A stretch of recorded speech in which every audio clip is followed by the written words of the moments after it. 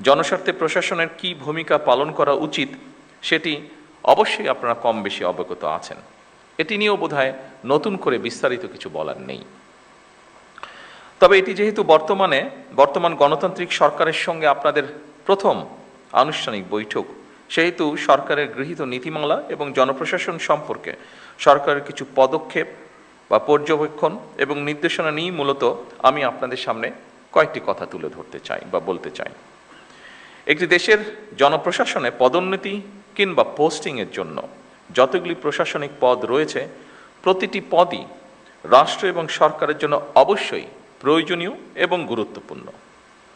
সুতরাং শুধুমাত্র পদোন্নতি কিংবা নিজেদের পছন্দের জায়গায় পোস্টিংয়ের জন্য পেশাদারিত্বের সঙ্গে আপোষ করলে সংশ্লিষ্ট কর্মকর্তারা সাময়িকভাবে হয়তো লাভবান হতে পারেন, তবে সেটি আমি ব্যক্তিগতভাবে যেটা মনে করি, তবে সেটি বা সার্বিকভাবে জনপ্রশাসনের দক্ষতা এবং নিরপেক্ষতার উপরে একটা নেতিবাচক প্রভাব ফেলে। সুতরাং জনপ্রশাসনের কর্মকর্তাদের সব পদেই কাজ করার মানসিকতা থাকা জরুরি। সবসময় নিজেদের পছন্দের পদে পদায়ন কিংবা পোস্টিং পাওয়ার মানসিকতাই কিন্তু জনপ্রশাসনকে হয়তোবা দুর্নীতিপরায়ণ এবং অপেশাদার করে তোলার অন্যতম একটি কারণ। এটি আমি মনে করি, এভাবে বিষয়টিকে আমি এভাবে দেখি। আমার ধারণা এই পর্যবেক্ষণের সাথে আপনারা অনেকেই, সবাই না হলে অনেকেই বোধহয় খুব একটা দ্বিমত পোষণ করবেন না, বিশেষ করে যারা প্রফেশনাল আপনারা।